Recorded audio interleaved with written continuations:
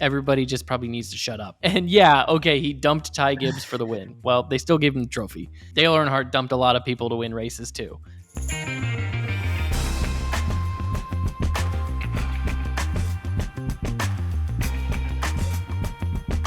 All right, welcome to the Money Lap Podcast. I'm Parker Kligerman, joined as always by Landon, Cassill, and this is our podcast about all things motorsports.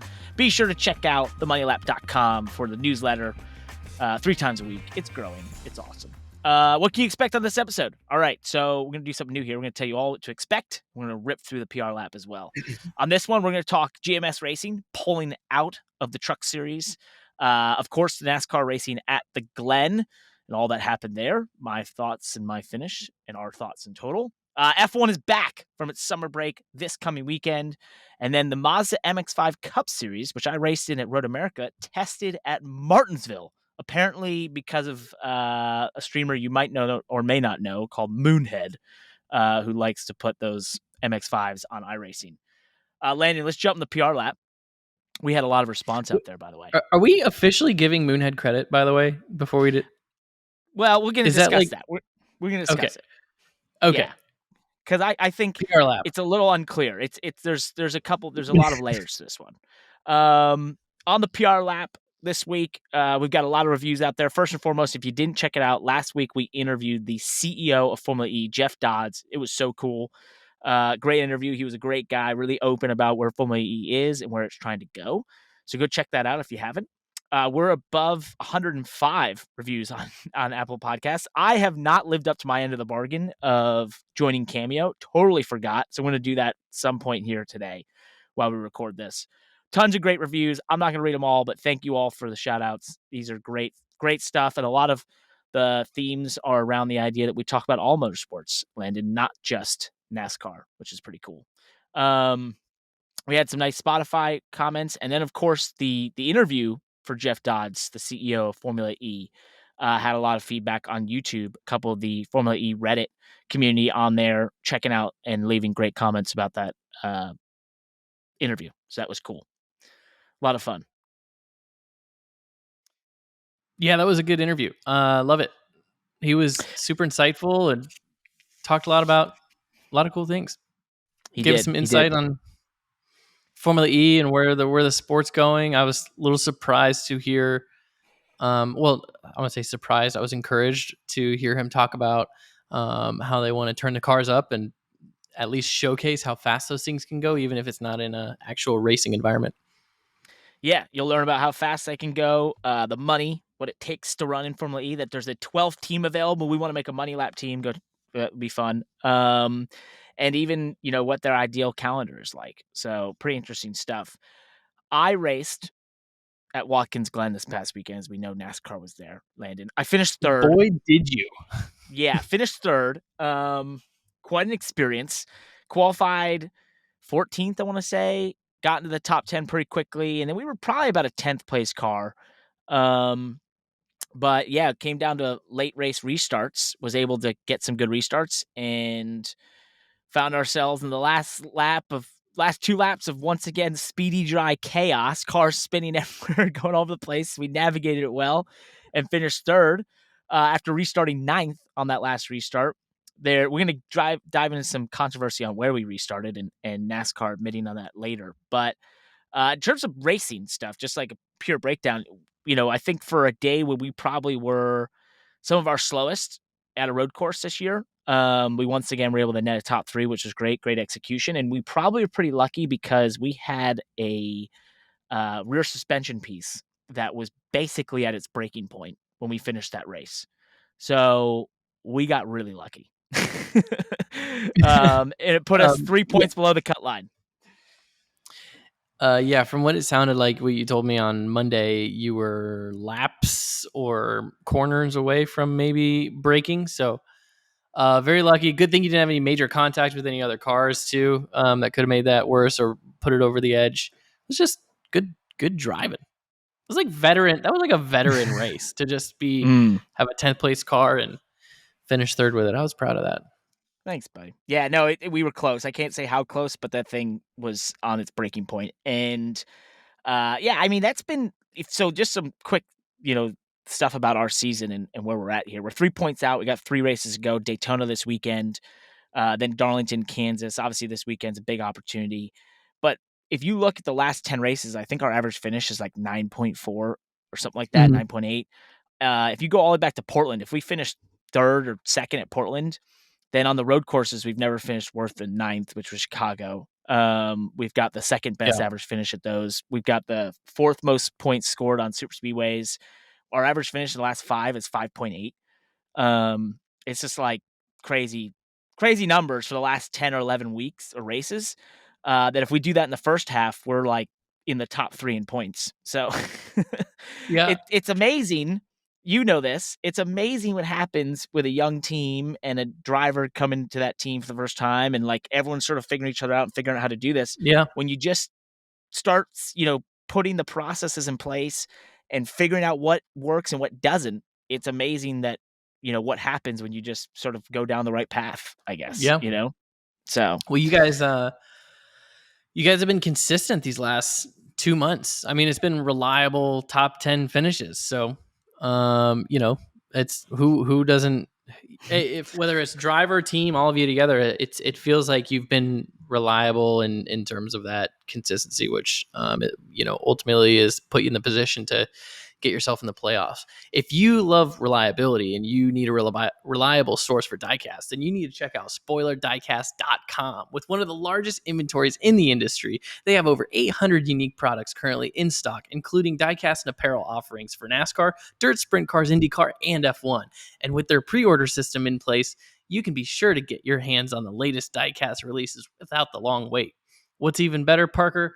All orders ship same or next day, and they offer free shipping on orders over $20. Plus, use the promo code MONEYLAP to receive free shipping and 5% off all orders on spoilerdiecast.com. That's right, 5% off, the most aggressive offer in the racing industry, I think. Don't wait. Head to spoilerdiecast.com today and get your racing fix. Awesome. That's great. Good stuff, man. Yeah, the just a little background on Spoiler Diecast. Go check them out. But developed obviously a close relationship with those guys, and it's pretty cool. They're a young company that's making waves in the diecast arena and doing a great thing and helping a lot of diecasts that maybe aren't going to meet the minimum order quantity meet that minimum order quantity. And the community is really responding to it. So yeah, if you want to support a great company, one more note. I want to give one more note and one more line of credit to them, because we just extended some more ads with spoilerdiecast.com, and they're, like you said, they're friends of the pod. They're really seem to be filling a gap in the diecast industry in motorsports, and that is, just accessibility to these awesome collectibles. There's long lead times, and a lot of time, like you said, the minimum order quantities. Sometimes cars don't even get produced because people just aren't even marketed to the cars that are available to pre-order them. So Spoiler Diecast has kind of filled this gap of, coming in some of these scenarios and making sure they meet the minimum order quantity so that they can list them on their website, so that you, the customer, can actually find these cars and buy them when they're available. So it's kind of cool to build a relationship with these guys and watch them grow. Well said. Exactly. And that's what's really cool. And we love having them here. So go, if you're looking for diecasts, go to spoilerdiecast.com. Check it out. Let's dive into some of the biggest racing news here throughout the world. And one thing before I do that real quickly, that PR lap that we did was about 9 minutes long. We want to hear from you. If those are too long or you want them moved around, let us know. If you want to hear about our racing somewhere else in this pod, or if you want to hear about those, get your reviews read on this pod maybe later in the podcast, let us know. We're open to ideas. We are not a closed off situation here. So reach out. So GMS Racing announced today they are going to close the and cease operations at the end of the 2023 season, which is a big deal for the truck series. So obviously a championship caliber organization that has also produced trucks with their GMS manufacturing side or fabrication. And this is a big deal. And I've heard this for a while now because of what you saw happen with the Legacy Motor Club, which is what GMS became in the Cup Series. switching to Toyota, I wondered if the Truck Series would continue the operation, and it sounds like it won't. And GMS fabrication was important to the Truck Series because they really created a lot of the chassis that you saw the last couple of years for the independent smaller teams.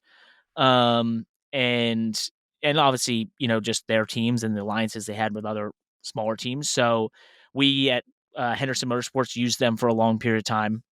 We don't anymore. But yeah, so it's never cool to see this, but I think, you have to look at what's happened with Legacy Motor Club and the Cup Series to sort of see that maybe there just was an opportunity to continue with the newest manufacturer, and to have a truck team that's Chevy and a Cup team that's Toyota would just muddy the waters, right? Mm-hmm.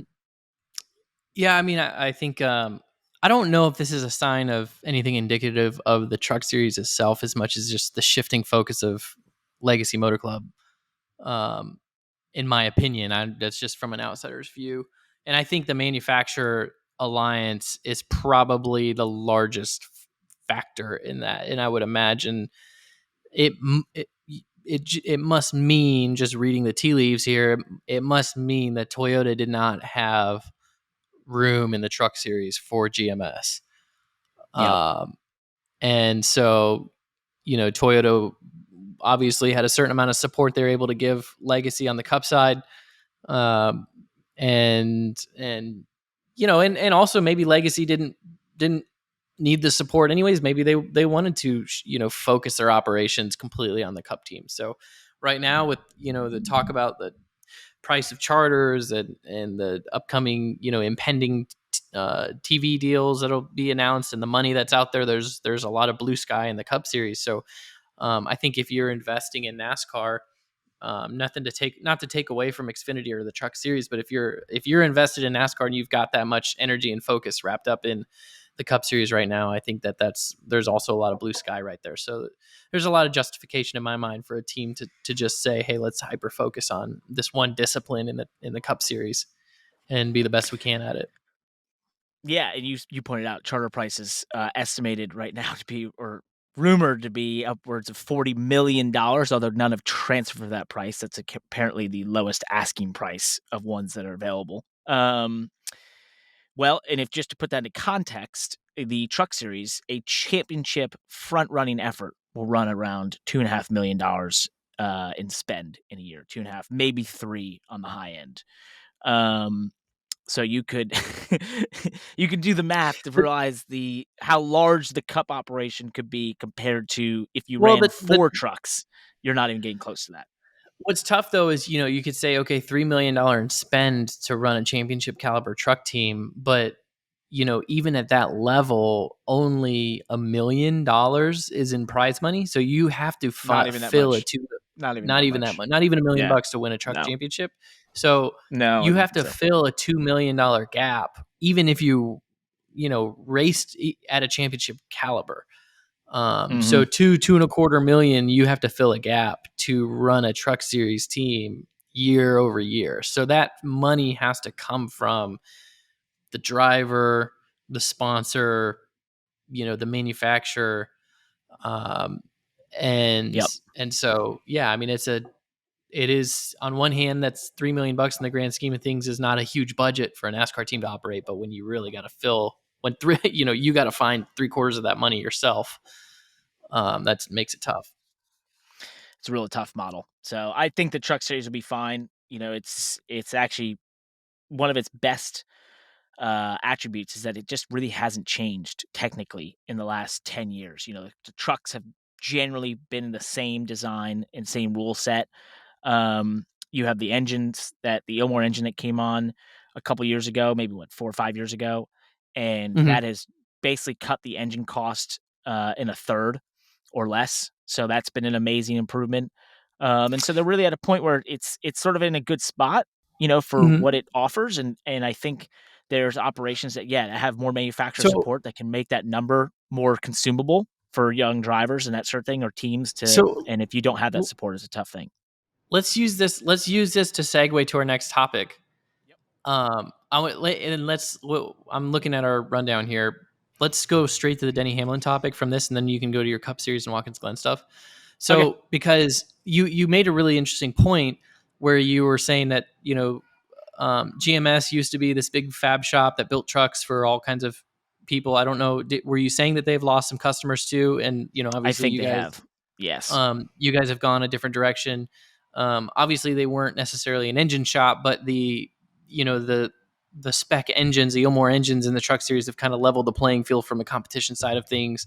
The rules haven't changed for several years. So the aero side of things, we haven't seen a ton of development. So in a lot of ways, those trucks have been really consistent, which probably over time does play a role in a once powerhouse manufacturing organization like GMS, who built trucks for everybody and they were the dominant, truck series team.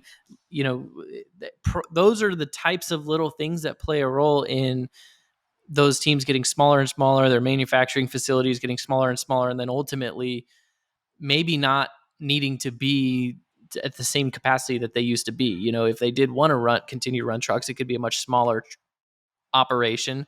And it also opens the door for smaller teams like your truck team to be competitive on a week in and week out basis without being a huge manufacturing facility. So segueing that to this next topic, which is a question, Denny Hamlin is still not contracted for JGR next year. Where will he land?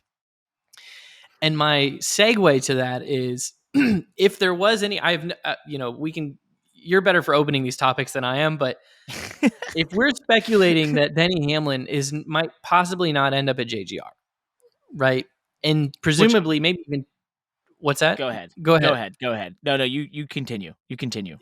I'm sorry if I'm ruining the intro to your topic, but if we're going to speculate that maybe he could go somewhere other than JGR and presumably probably take 2311 with him, right?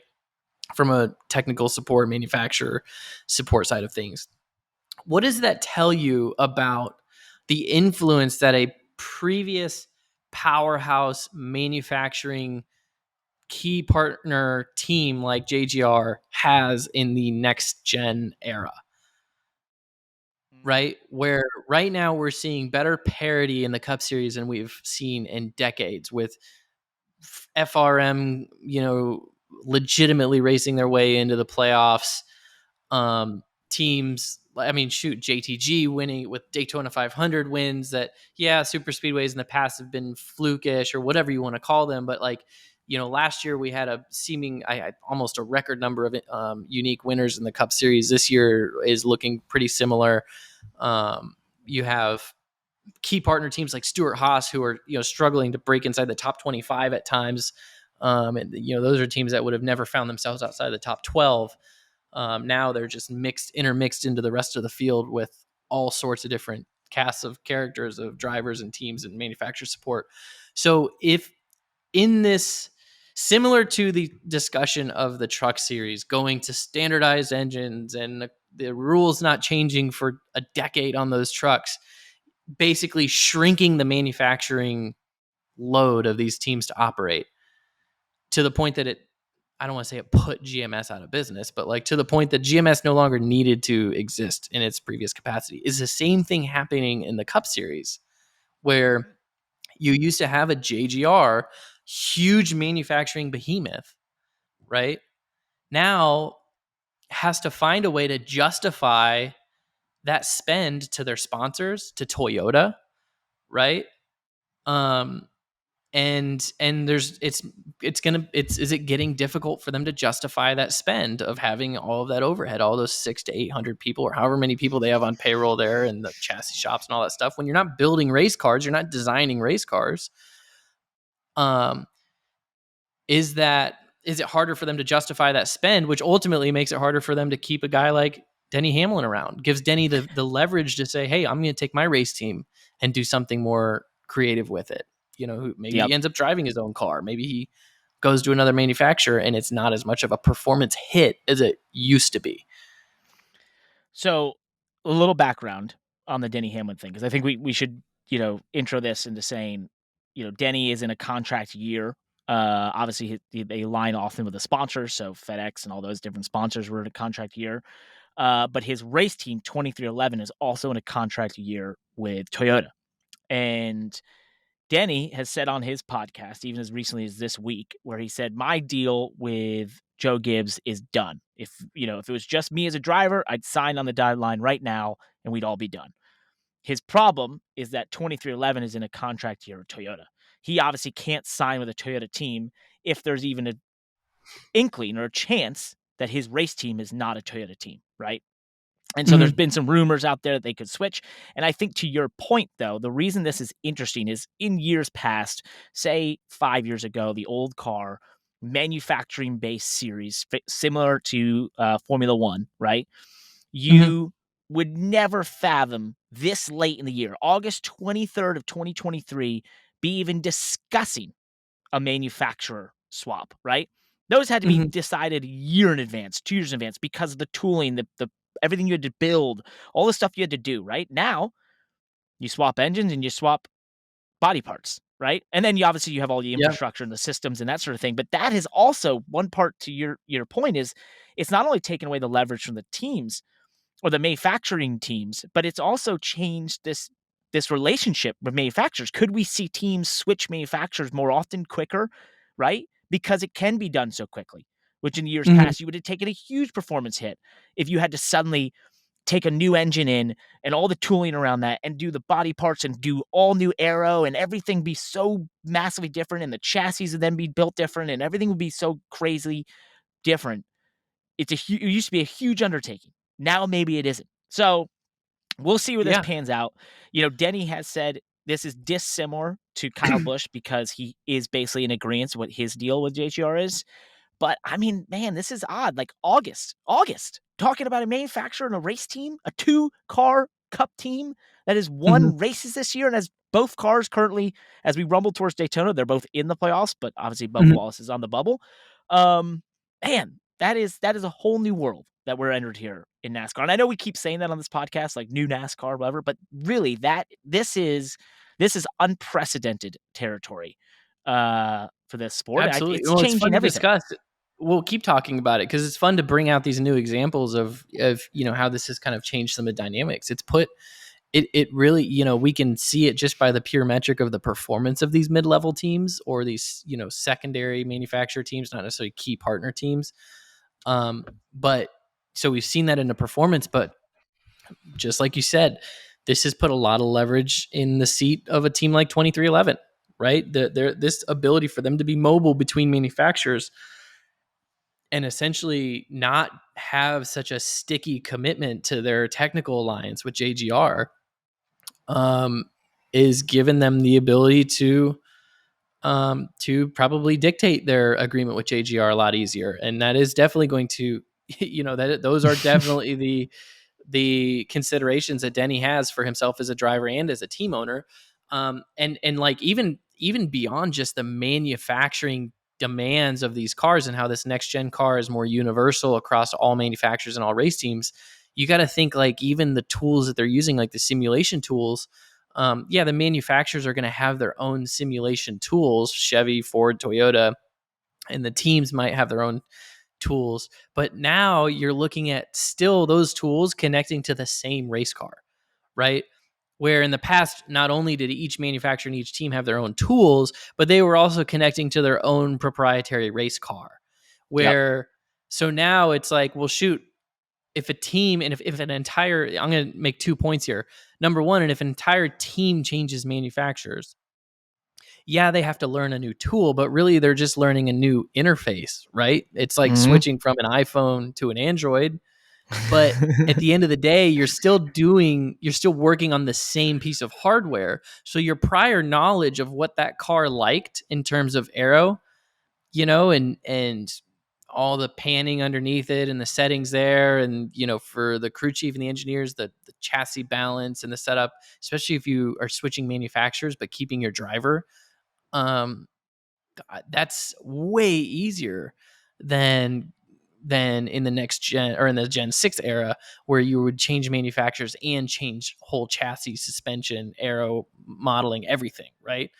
And then the second point that I want to make on that, this is just another example, is I've had this conversation several times with people at NASCAR and through the industry, is I feel like this idea, this modular car, right, where it's the same across the board, will make it easier for employees of these race teams, crew chiefs, engineers, mechanics, to maybe they don't want to work for a huge corporation like JGR or Hendrick, right? Maybe they want to work for a smaller team like Rick Ware, where maybe it's more flexible, maybe it's more of a family environment, maybe they can it's not as corporate, there's not as much bureaucracy, HR, whatever. They can kind of feel like it's old school racing again, but they're working on the same car, and they really have a one-to-one knowledge transfer of what they learned at Hendrick or JGR, and be able to say, hey, I'm going to go work for Rick Ware, and I can actually make a real impact and a real difference at Rick Ware's team. So a crew chief or a mechanic or an engineer could literally take their toolbox, go from Hendrick to Rick Ware, and the car they're working on is the same car they're working on at Hendrick, right? So we're already seeing it. We're already seeing it, though. Yeah, we're already seeing the seeing small teams going to the big teams, in the crew chiefs and that sort of stuff, going from small teams to big teams. And I think you're going to see more and more turnover, of course. And I think you'll see, Dave Ellens at Legacy Motor Club was a great example of a guy who pre-next gen, there's no chance I think he decides to leave Junior Motorsports in a winning crew chief position to go cup racing at a team like GMS at the time, or Richard Petty at the time. And then, but with the next gen era, was able to turn that into a win. I mean, it was just, I think that's you're on it. We're going to keep talking about this topic because this is changing the face of this sport and what we know about it. To wrap a quick bow on it. Obviously, the one thing is the teams. We'll watch the Denny Hamlin story, that dynamic. But the second thing I think to watch for over the course of the next months, year, however, a couple years, is see if there's a personnel transfer from big teams to small teams for the sake of culture or lifestyle or whatever. Or upward mobility. Mobility. It allows for upward mobility. But what I'm saying is, a crew chief who would almost kind of had golden handcuffs at a large organization, because it's like, well, I can't leave this big organization because otherwise I'm not going to be able to compete for wins. I'm not going to have the tools that I need. But now they could leave those organizations and go, hey, you know what? Spire seems like a cool place. Those guys are cool. It's fun. Great branding, cool drivers. And I get to work on the same car that I've been working on at Hendrick. I'm going to go give it a try. If Chris Gabehart leaves Joe Gibbs Racing, we'll know it's all open. He'll be ahead of everyone. I think he's probably one of the smartest people in the whole sport. So, and probably one of the best crew chiefs. If he leaves that sort of organization and what position he's in, then just know it's, exactly what you're discussing is open for fair game for everyone. Let's move on. Let's talk Xfinity at Watkins Glen. Just once again, a wild race, wild finish at a road course with the track getting oiled down, and you have the speedy dry, and we went into my part of it. But really, the Xfinity Series is just so funny because it's like stuck in time, right? It's stock car racing pre-next gen era, and it's not. And it's the show you want if you loved NASCAR the last 20 years. Like, you want old NASCAR, come out over the Xfinity Series because you're just going to get it. The cars are, a bunch of water buffaloes in a China shop. And, it's everything you thought that you'd get stock car racing. They don't drive well. They don't do anything well. And it's kind of stuck in time. And it's a lot of fun to watch, I think, is the consensus of why we brought this up. Sam Mayer won, spinning out Ty Gibbs, and then a battle with Sheldon Creed, which it sounds, a lot of people discuss this, but really, when I look at that issue between Sam Mayer and Ty Gibbs, Sam has a history of running into a lot of things in the last couple of years, but I think this one obviously as does Ty, as do we all. We all run into stuff at times. I'm not saying that in a super derogatory manner, other than just to say, like, he's a young kid. He's had a lot of speed, and he's been someone I knew the day he got a win, which it wasn't if, it was when. And when he did, it was like, man, the floodgates are open for that kid because he's got all the speed. He just needs to calm down. But this one, he takes out Ty Gibbs, who had kind of roughed him up off the S's, and in a way that, yes, he wheel hopped. Yes, he was deep in the corner, but it just seemed like he went. I think Denny Hamlin said this, so I started to steal all his stuff from his podcast. If you listen to Action Sentimental, apparently you don't need to listen to us because we have no original content. But I thought when I watched it, I had the same thought, which is like, yes, he broke really deep, but he broke really deep because he was trying to get to Ty Gibbs in the braking zone, if that makes sense. So I just made one point on that, which is there was so much uproar on dumping people for the win and stuff, and there was a lot of great debate over it too. It's like, oh, part-time guy, then there was a rivalry and yada yada yada, and I'm just like, I don't know. I feel like part of me is, even though I will fully engage, and you can go find maybe old quotes or whatever of mine, especially now that we're in the podcast world. You can find old conversations, and maybe I contradict myself, but like, I'm to this point where I'm tired of talking about that stuff when it comes to a winner. Here was my best point too, was Austin Hill. God love him. I'm a big fan of Austin Hill. I think he's a phenomenal driver. But like, there was nothing lamer to me than getting out of the car and complaining about getting spun out by the guy that won the race in this era where, like, sorry, dude, like, the winner to me is just like, I don't know, winning is what matters, I guess. Yep. Like, it just, as Yep. long as you're winning, it then you can do whatever you want. So you can't drive, and that's a horrible thing to say. That's not, I don't think that that's the right mentality, but that's just my thought right now, at least. And things, it's just like, hey, if Sam's won 2 of the last 3 road course races and finished second in the other one, I think. Yep. I think that, like, everybody just probably needs to shut up and get better. And yeah, okay, he dumped Ty Gibbs for the win. Well, they still gave him the trophy. And Dale Earnhardt dumped a lot of people to win races too. And I'm not trying to equate Sam Mayer to Dale Earnhardt by any means, but it's just like, I don't know. You want to complain about being dumped, fine. But the guy's won 2 of the last 3 road courses. So sit down, get back to work, and go win.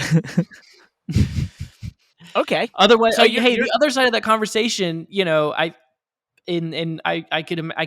could picture Denny Hamlin saying this, and maybe it's because he did kind of take this perspective when it came to Ross or something. It's just like, you could get super into this dissecting, like, well, you got to be smart, and we're here for a long time, and racing every week, and there's respect that goes back and forth, and blah, blah, blah, blah, blah. And it's like, hell no.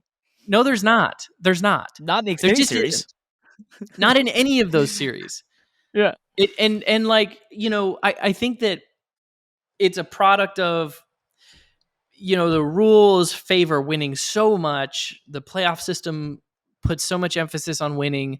The cars are indestructible, right? You can pound into each other. You can't knock the radiator out of them like you used to. They're so rigid that, like, just bumping someone out of the way is the easiest thing to do. It does virtually no damage to your own race car, especially in the Cup Series. That, like, all of that whole gentleman's agreement and the way that's why that stuff has gone by the wayside in the last few years. And this is even before the next gen era. I mean, we're still running basically COT cars in Xfinity. Yep. Ever since the COT, these cars have just gotten rigid and kind of brittle, and you can just bump out of the way. They don't crush. You don't hurt your own aero. We got rid of steel bodies. Now everything's composite, so that makes it even more. And so, and then, like I said, the rules favor winning. So just, I don't know, stop talking about it. Stop complaining about getting bumped out of the way. That's what everybody does to everybody now. So just go freaking win and shut up. Otherwise, Sam Mayer's won 2 of the last 3 road courses. Stop complaining. Bam. All right. I don't know. I was getting myself riled up about that. Yeah. Also, they're not so indestructible. At New Hampshire on the restart, mine decided to implode on itself. So am I ridiculous for trying to say that I'm not endorsing this style of racing, but I'm just trying to point out that this is the way it is. Yes. This is not what I voted for. This is not what this is not my dream style of racing. I love the art of moving a driver and, protecting your own car at the same time of balancing aggression. I love being respectful to the drivers that you have to race against every single week, and that currency of respect that we're supposed to have. It's just not existent at this moment. Yep. So, well, hold on. And to your point, not to just agree with you, because I do agree, and I think you can condone this type of you can you can accept this type of racing, not condoning it, right? And just say, hey, this is the way it is, and this is why, and you just have to rise up to it or not. The thing I'll say is, it's also, I think, more not acceptable, but it's almost encouraged more in the Xfinity series, because think about what the Xfinity series is. It is a second tier series that is large. It's the second biggest in America, basically, or third, depending on where you put IndyCar. But it basically, every driver there is either on a 1-year contract, right? Yeah. Or is in a trajectory to either go to Cup or they're not, right? And that's basically what it is. And you have very few examples of anything in between, right? Where you have a Justin Allgaier who's there, but even his deals, I don't believe, are really, long-term situations like you'd find in the Cup Series. You haven't found a home. The Xfinity Series is very seldom a home for someone. Yeah. And so, you have a massive incentive to go win and do whatever it takes to do that, because you don't really know if you're going to have another chance or you're going to be at Watkins Glen in 2024 in the Xfinity Series. It's just, that's the nature for the top 15 cars, myself included, right? Like, now you have me, Like, ready to like full on just condone Sam Mayer, like doing it, because it's just like, to hell with it. Like, just win, kid. Go win. Nobody cares. Go get my trophies. mentality. That's what That's what I think. 100%. I'm not trying to call him out specifically, but it's just like, hey, your sponsorship, your parents, whatever, wherever your money comes from, it only lasts for so long, right? Exactly. And so, people can complain about rich kids and have better opportunities or whatever, but it's just like, hey, he's in no better situation than anybody else, right? The whatever got him in that ride isn't going to be there forever. At some point, those sponsors or that, his parents' funding, whatever it is going to run out eventually, and it might take 2 years, 3 years. Just go win. Winning's all that matters. It's all that matters. It's basically what it is. Just do it. Just win. Just win. I'm on Team Sam. Speaking of winning, we got lined up at the wrong place on the lineup at Watkins Glen. We ended up restarting that last restart in 9th after thinking we should be 5th.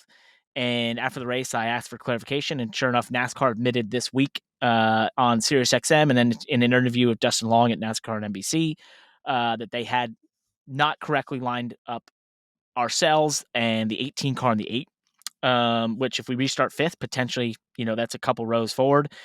We could have been in the conversation to win that race against the 2 and the 1. So unfortunate, but you know what? I think this is the funny part for me on this, is that from running the Firecracker 400 like we have, I can kind of see at times where things go wrong. The one thing I'll say is, what I took from their comments afterwards is that they looked at their process and said, hey, this is how we can do that better. And to me, that's fine. You do that. Look, I can't ask for it. You're not going to give me points back. You're not going to hand us a trophy. You can't change the outcome. That's all done and dusted. But if you change that process going forward, that mistake can't happen again, then I'm cool with it. NASCAR has improved their transparency in situations like this over the years. So it's pretty cool to see them not just, first of all, to be transparent about it, and then their willingness to say, hey, we're gonna make it better. So we spent more time on the Xfinity Series than we talked about the Cup Series this weekend. And guess what? This past weekend, the Xfinity Series race was 2 hours and 25 minutes. The Cup Series race, 30 minutes shorter, basically. That's why we spend more time in Xfinity. There's just more racing time to talk about. There was. So I don't, a lot of people talking about the Watkins Glen Cup race like it was pretty boring. I would say, that probably was pretty boring. But I don't know. I'm not. It's just, that happens. Not all races can be barn burners. I think Watkins Glen and the next gen has proved to us that, that both of those, that combination can be quite entertaining. Watkins Glen is one of the best road courses for a stock car. It's just so fast and so cool and so unique, but almost akin to an intermediate race because of the speed and the aero that is involved.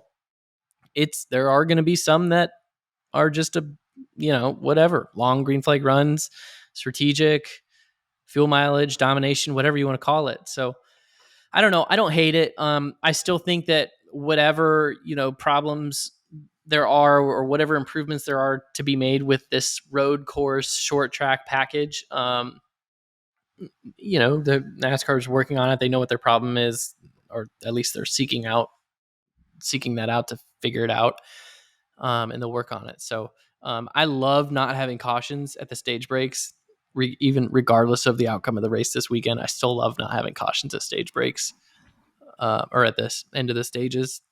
So that was a plus. I think the only thing left to get rid of is the stages themselves, and we're good to go. It's NASCAR 2011. Do it. Yeah, let's just go back to 2011. I don't know about that, but yeah, I liked running through. I think it's been good on all the other road courses. So I'm tired of talking about packages and how to adjust the racing and that sort of stuff on this next gen car. I think there's something weird going on where AJ Allmendinger gets out of that car after finishing the top 5 in an hour and 58-minute race and says, "Man, that was tough." He said there was qualifying laps, lap after lap after lap, right, for 2 straight hours of driving a stock car that's still 3,400 pounds around Watkins Glen, doing 180 miles an hour into the bus stop, braking so hard, all those things. He gets out and says, "Man, that was hard." A guy who has won there in the Cup Series, who has dominated the Xfinity Series in road courses. And yet we watch a race that people call boring. Okay, so what are we missing here, right? What's the problem? And it's, obviously this car is not a traditional stock car. If you wanted that, you watch the Xfinity Series the day before. It's water buffaloes in a China shop. We've got maybe, I don't think it's easy to drive. He said it wasn't easy to drive. And he would know. So it's like, okay, what are we missing? These are hard to drive. So is it just because they, obviously the leader, Clean Air, had a big advantage, I think? Is it a situation where the car just has so much grip that, yes, as a driver, it feels intense because you're going so fast, but it's not, I guess, there's no discrepancy in the speed amongst cars because they keep their grip for so long. I don't want to dive into technical bits, and I don't want to dive into this too far because I'm too tired of it as well, and I'm sure listeners are tired of this, but it's just fascinating to hear that. And I know there's other examples, right? In kart in the late 90s, early 2000s, there were 1,000 horsepower monsters that sometimes the races weren't great because it was so hard to drive. We're just hanging on for dear life. Well, but so it's such a weird situation. Here's the segue that you probably are looking for and need.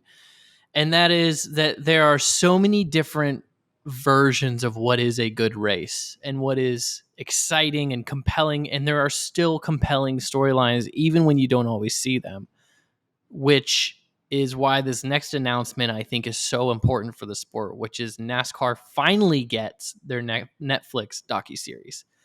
And as we learned with the F1 Drive to Survive series, it showed, this new angle that you could see what's really going on in a racing series and all the compelling storylines that maybe don't get captured during a, I guess, 2-hour show if it's in the case of Watkins Glen.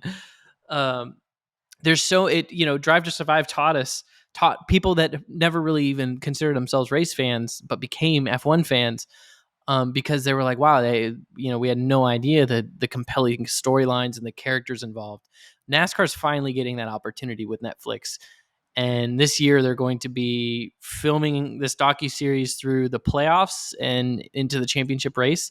And then to my knowledge, the goal is for this thing to be released leading up to Daytona for 2024, so the timing of that is going to be incredible because, new fans, old fans, Netflix viewers are going to get a chance in hopefully January, February of next year, weeks before the Daytona 500, to see what happened from a behind the scenes Netflix storytelling lens of just the most recent NASCAR Cup Series playoffs. So, it's things like this that can show people that a race at Watkins Glen that basically went caution free and seemingly was boring actually wasn't boring at all. It was really important. I mean, look at the storyline of Bubba Wallace. Like guy, I mean, Bubba is one of the most emotional drivers. We love him. I mean, him and his team were almost in tears over his performance to finish 12th in this seemingly boring race, but it meant so much to that team. And it should mean a lot to the race fans that follow Bubba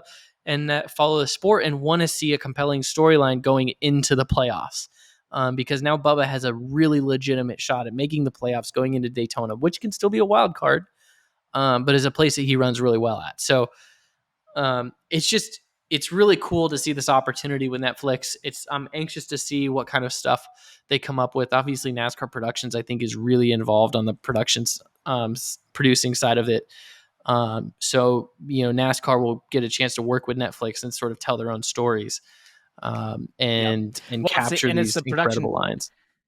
It's the production team from The Last Dance, which was that incredible documentary with Michael Jordan. Yeah. So I think that is going to be huge. To put it in context, what Netflix is becoming is the distribution platform for stories and sports. Obviously, Drive Survive lit this up, and it's becoming very apparent that if you have ancillary content, your Monday through Friday content that's going to go deeper than just the live broadcast of a sport, it's got to be on Netflix.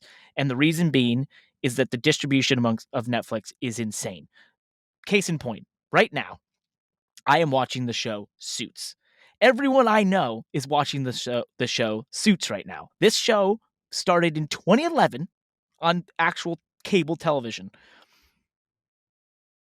It has now been released on Netflix recently and suddenly has been given not a new life, an explosion in popularity among social media and everything simply because it made it on Netflix. It's unbelievable the power and the distribution that platform has, and because it's just become synonymous with the idea of sitting down and going on your TV or your iPad or your computer and thinking, I just want to tune out. You don't turn on terrestrial television. Netflix is the go-to first one you check of all the streaming platforms, and it just is. And then you go on to the others, right? And it's like it's just the go-to. And so it has amazing distribution, it has amazing power, and I think it can be huge as long as the content is great. So Parker, to your point, use MoneyLap. Use promo code MoneyLap to sign up now for your Netflix account and get 1 month free. No, not at all. No, go to Peacock. Jeez. That was not a Netflix ad, but yeah, it is really exciting. It is really exciting to see this opportunity with NASCAR and Netflix. So I can't wait to, this is going to be the ultimate hype story for 2024 for, existing race fans, Netflix viewers, and hopefully bring new race fans to Daytona. But January 2024, hopefully when this comes out, they haven't announced an actual date, but I have some knowledge that they're trying to get this out before Daytona. So you could assume it's gonna be January, February. It'll be fun to watch. Which will be the best marketing possible. This is the new marketing for your biggest race, Daytona 500 in 2024. So pretty cool. IndyCar news. Let's move on. Penske and AJ Foyt are teaming up for a technical alliance, and Foyt with driver Santino Ferrucci has been probably one of the teams that's been most struggling in terms of the technical department, especially at the road courses and such. They put a lot of effort into the Indy 500 this year and had a top 5 effort that Santino did a wonderful job. And pretty cool to see a team, of that namesake, Foyt, teaming up with a powerhouse like Penske, not only just for technical development or technical alliance, but they've talked about crew development, driver development, all sorts of things. So cool to see them doing that. We'll see if their performance picks up with some help from Penske. So pretty cool. Very cool. Let's talk Formula One. Formula Un. It's back.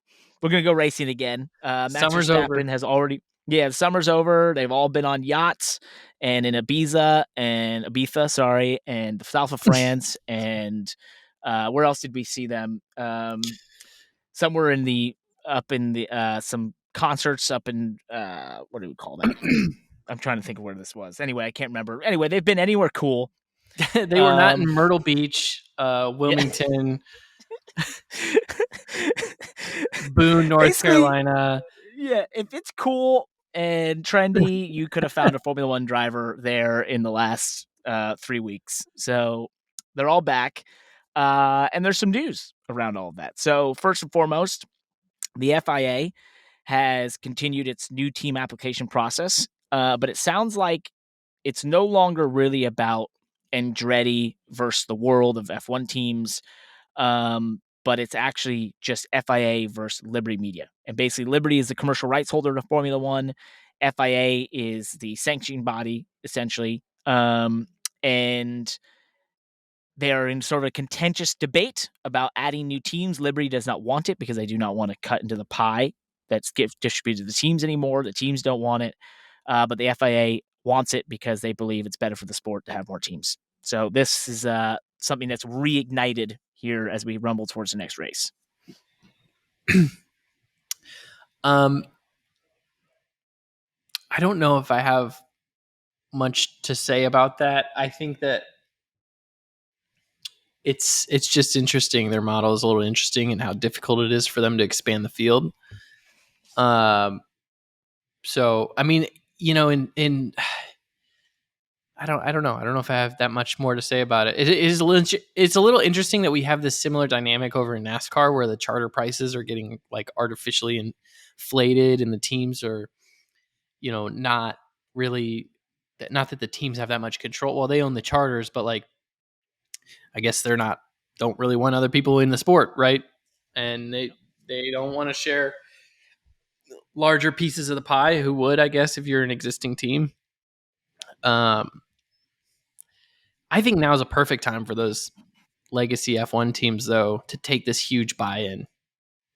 But unless they think F1 value will just keep going up, that's, to me, I guess that's a reason for not being satisfied with any kind of buy-in to allow a team to enter the sport.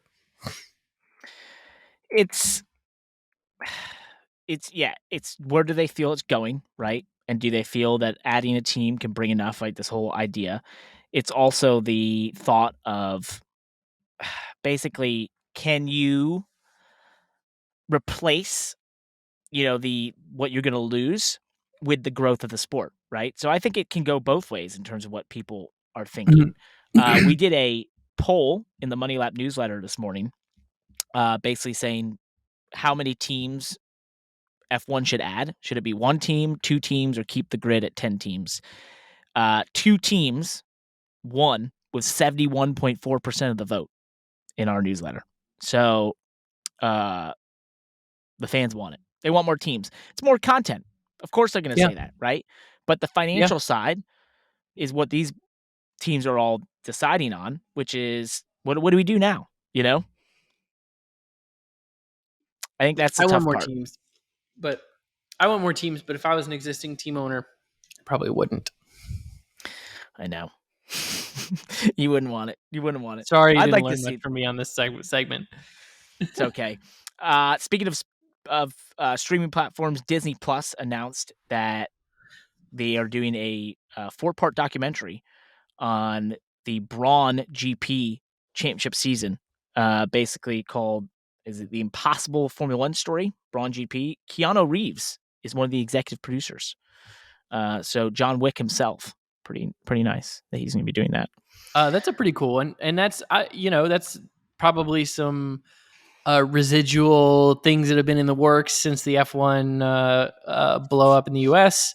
Popularity explosion. It takes time for that stuff to get put together. So obviously, we feel like we've been seeing the popularity peak, and then shortly after that, we'll see these other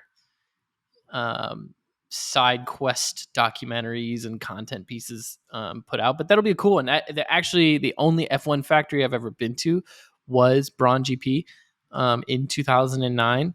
I did meet Jensen Button at Goodwood that year. Got to tour the whole facility. I think we talked about that on the pod a few weeks ago. Yeah. So, that was cool. But we do have the F1 Top Signal of the week, which we love talking about. What is that? So Costco is selling tickets to F1 for $350. So I think you can buy a ticket to the COTA F1 race at Costco. And it appears to be like those little cardboard cutout, voucher things, like almost like you're buying a gift card, if you're ever going, if you're at Harris Teeter or Publix or something, and you just grab one of those cardboard gift cards, you take it to the counter and scan it, and they'll give you the gift card or whatever, or activate the gift card. So I suppose this must be some kind of voucher thing where you can buy it at Costco and then maybe go online, scan a QR code, whatever, activate it. But yeah, you can go to Costco and grab your F1 tickets for COTA. Who's doing this? Because here's the question. when NASCAR was booming in the early 2000s, you had, NASCAR everything, pajamas, down to everything you could think of had a NASCAR logo on it or a driver or something like that. And you walked into stores like this and there was this stuff. And then you turn around 10 years later and it's all sitting in the, the giveaway bin. And a lot of it's just like where, who, why, how did they think of this? Why, you know what I mean? Like, where's this coming from? Right. Mm-hmm. And like, who is the person that was like, is it Costco that was like, we need to sell F1 tickets? Is it Coda that was like, I got an idea. We're going to put F1 tickets at Costco? Or is it some weird company that licenses these things as gift cards or whatever and was like, let's get F1 in there. It's going to do like big an things. affiliate.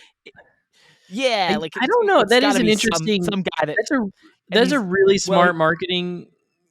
Yeah. That's a really smart marketing tool. Obviously, it got tons of exposure. Who knows if it actually sold tickets? I'm sure it did, but it is a cool marketing distribution strategy. I don't know what you want to call it, but I don't know. I'm just curious. It's going to be some guy that's like, on Twitter here in 3 years, like how I made $4 million selling F1 tickets at Costco.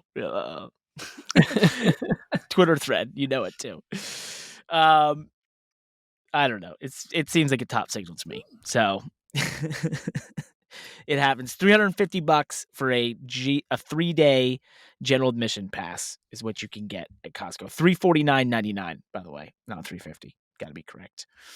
Hey, Landon. What?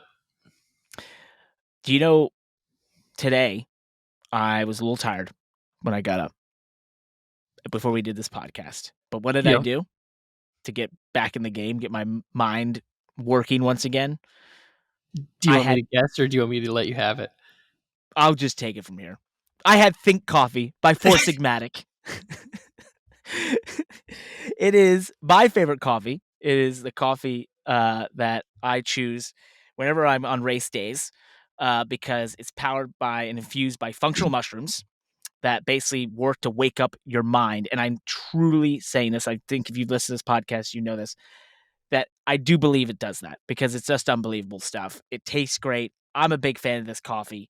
And guess what? If you want to try Think Coffee by Four Sigmatic, that's FOUR and then SIGMATIC, you can check them out at foursigmatic.com. Use the code MONEYLAP for 15% off. Go check it out. Four Sigmatic, Think Coffee. You can also check out their other coffees. They have like Defend, which is some functional mushrooms that are supposed to help your protein immune system. powders. Protein powders, all sorts of different stuff. Good stuff. They're one of the most highest selling coffees on Amazon. So they're doing great. And I've heard the leadership team is a bit of motorsport fans as well. So, if you're a racing fan and you're thinking a new coffee to try out, check out Four Sigmatic Think Coffee. It's my favorite. Let's jump into, let's talk about, speaking of, global things and things doing well, global motorsports topic here. We got a new racing series announced. Someone's beating us to the punch of launching a new series, Landon. Go ahead. Introduce this one because I'm excited. I'm excited about this one because I've been so open-minded to Formula E. Yeah, so this is interesting. It's the Global Electric Sports Car Series Elite World Cup. Basically, this is a nation versus nation electric sports car series that's being launched on this banner of the Elite World Cup. And they want to basically do it with some Lotus sports cars that are then powered by electric platforms there. And it's sort of in the vein of what am I thinking here? Of A1GP. And A1GP we've talked about it on here before. It was an open wheel series back in the mid 2000s that was nation based. So you had the American team and you had Sweden and China and everyone had a team and then the driver had to be from that. And they all raced these same spec open wheel cars that had a big motor behind them. And it was a lot of fun. They went to weird tracks, but the idea was like, who's the fastest nation, right? Cool concept. They're trying to do basically the same thing, but with sports cars. And what is it called? The Evija? Yeah. And I don't know. It's Lotus. It has 2,000 horsepower, apparently. I haven't kept up with that. So it's not, I don't think they've actually announced the car yet, but it's most likely going to be based on this Avija hypercar, and which is this electric hypercar that has 2,000 horsepower. So, that'd be a serious amount. That is some grown ass adult horsepower going into a hypercar. I'm sorry, to be raced all over the world. I would love to drive that thing. I want to drive a 2,000 horsepower race car. Anyway, we'll see where this goes. Young race series to me are always interesting. How do they get the funding? How do they make it over the hump? We had that discussion with the Formula E CEO. And basically, they made it over the hump at Formula E, but we've seen many racing series come before that did not. So it'll be interesting to see if this one does or doesn't. I think they're planning to go live at the end of 2024, which seems quick, but we'll see how much they've done in the background. They want the very best drivers from around the world. Not sure how they'll pull that off. I think with things like this, you always have to ask yourself, what's their reason for existing, right? And I think that's a tough thing. So we'll see. Hey, maybe this could be the electric racing series that puts an electric race car on the track that literally makes old school racing fans go, wow, look at that car. Yeah, could be. Right? My internal combustion engine car can't do that.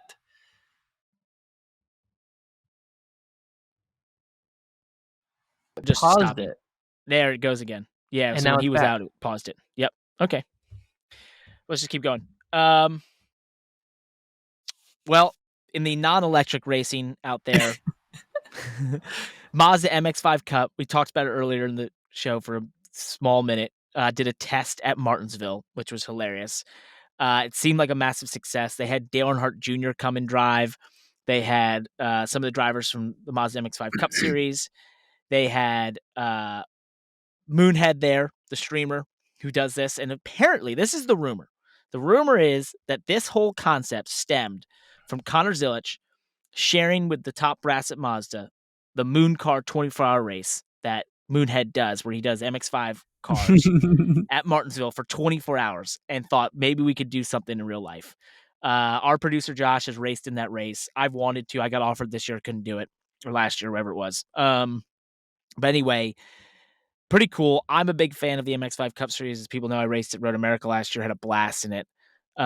It's a really cool series, great cars. The racing is insane. There's bump drafting and all sorts of different road courses, and just the cars are a lot of fun to drive. So this could be cool. I mean, oval racing and those things, that's gonna be interesting.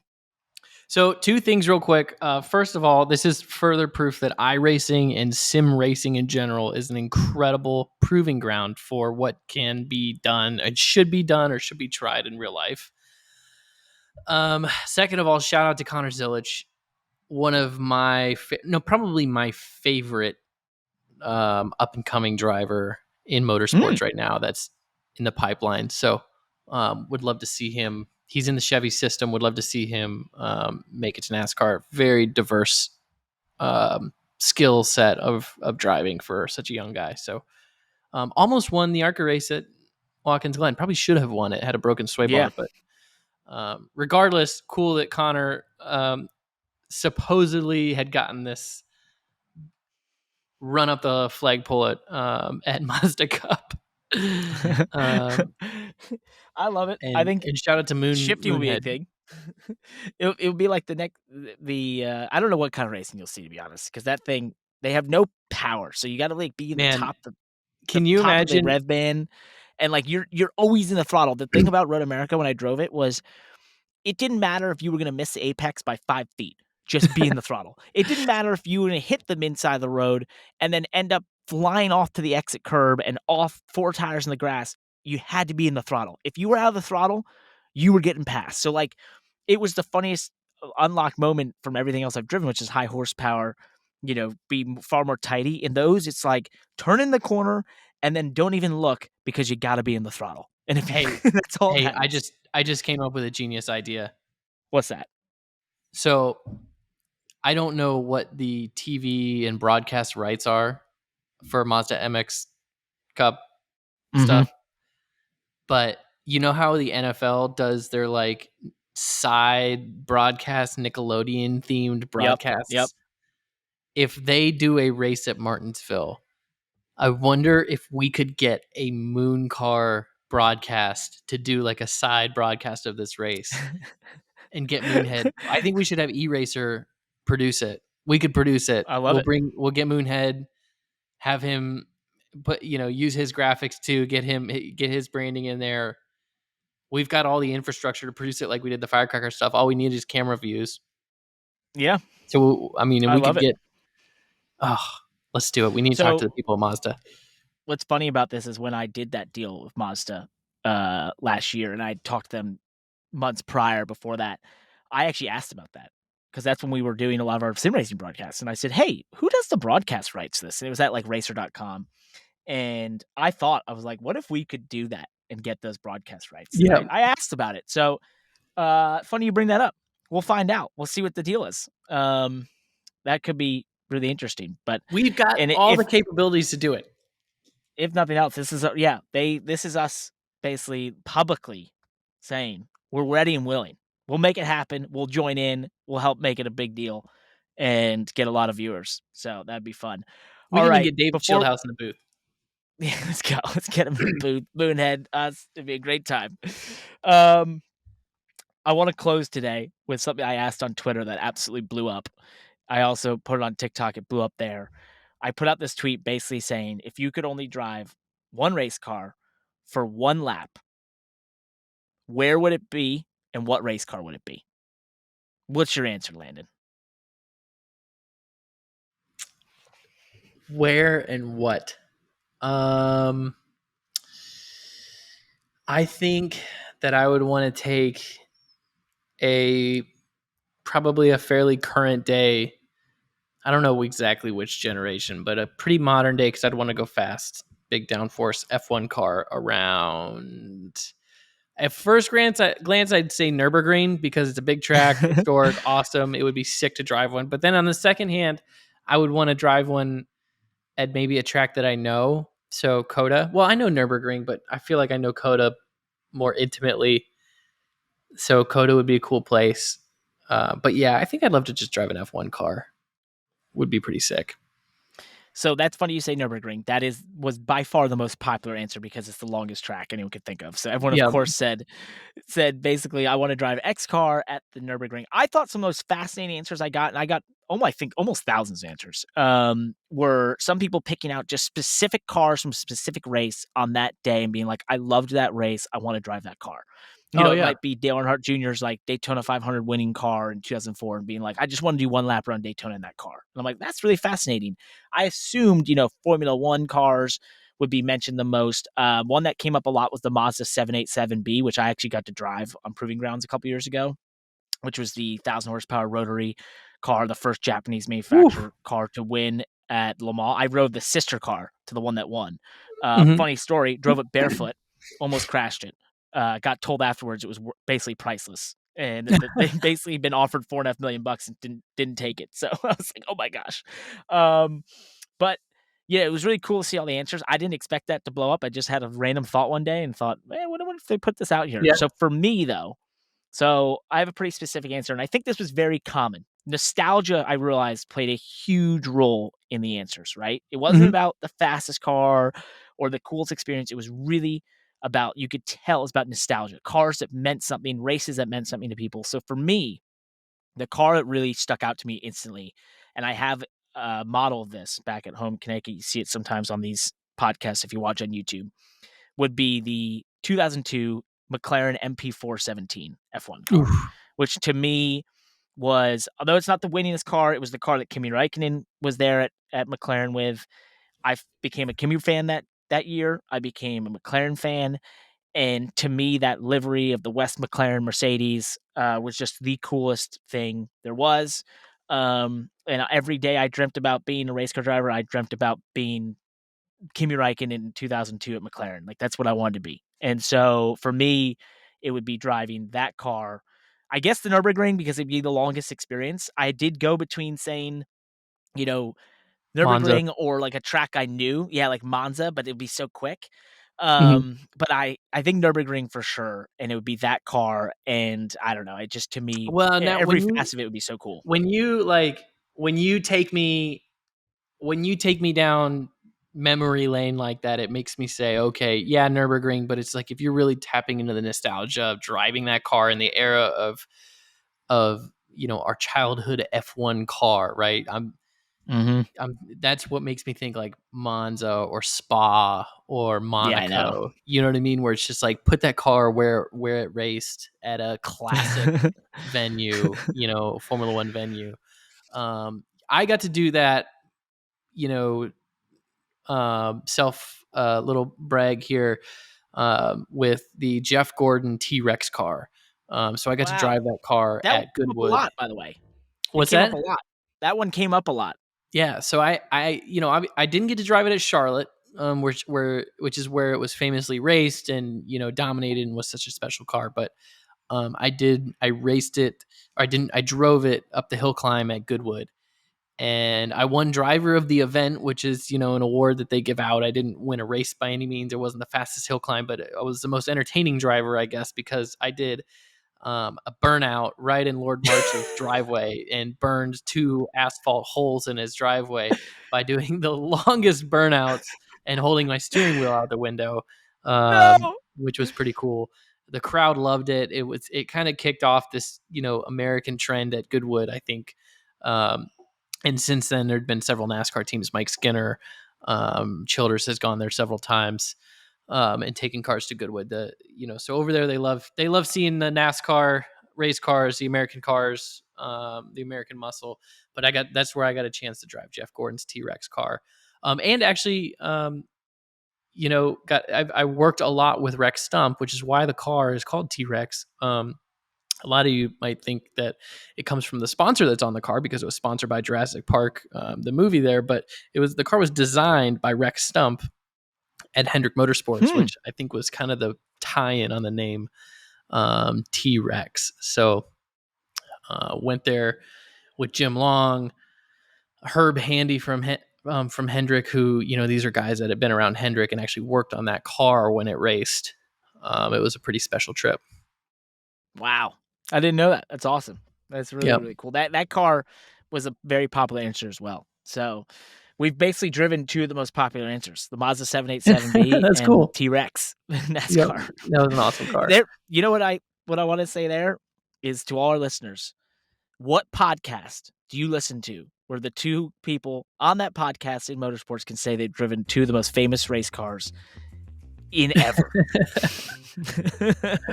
We are so cool, aren't we, Parker? We are. That's why you stay at the Money Lap. Please leave a review. Please leave a review and tell us how cool we are. On that note, I'm going to go join Cameo. Goodbye. Hey, before you go, please like and subscribe to this YouTube channel. Also, click the bell icon below to be alerted to our latest videos. We also request that you let us know every single thing that we did wrong in this video or prior ones in the comments section below.